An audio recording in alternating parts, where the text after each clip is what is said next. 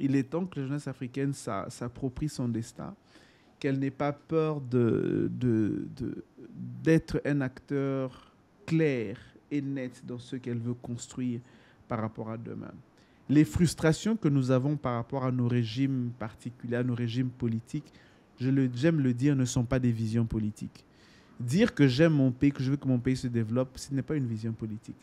Nous, en tant que jeunesse africaine, si nous voulons devenir des alternatives crédibles pour l'avenir, le développement de l'Afrique demain, nous devons parvenir à conceptualiser de façon claire et nette ce que nous pensons et nous voulons être l'idéal de l'Afrique de demain.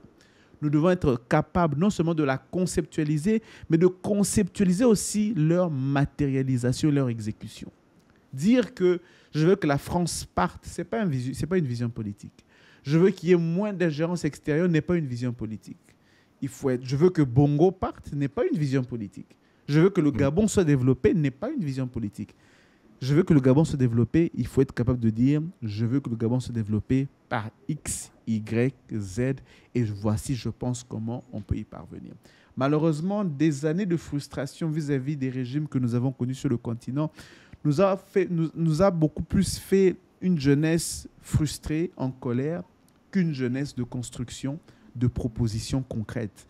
Pas de propositions simplement un peu en l'air, mais de propositions concrètes. Pas une jeunesse qui dit, quand il y a un coup d'État, oui, la France est partie, mais est-ce que c'est vraiment la France ce problème dans ce cas? Quelles ont été les causes profondes de cette situation? Et est-ce que ce coup d'État vient résoudre les causes qui peuvent justifier demain un autre coup d'État? Pour moi, ce sont les questions que la jeunesse doit se poser et ne doit pas simplement s'arrêter et se figer sur la frustration qu'elle a par rapport à son passé.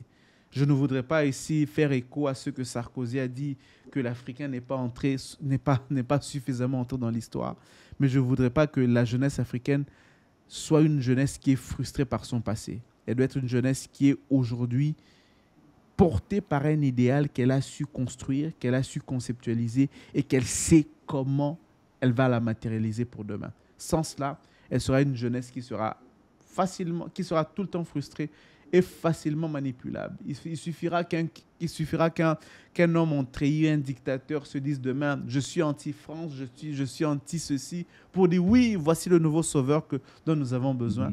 Alors qu'en réalité, au-delà de ça, il faut qu'il y ait une substance et qu'il faut qu'il y ait un contenu réel qu'il faut porter.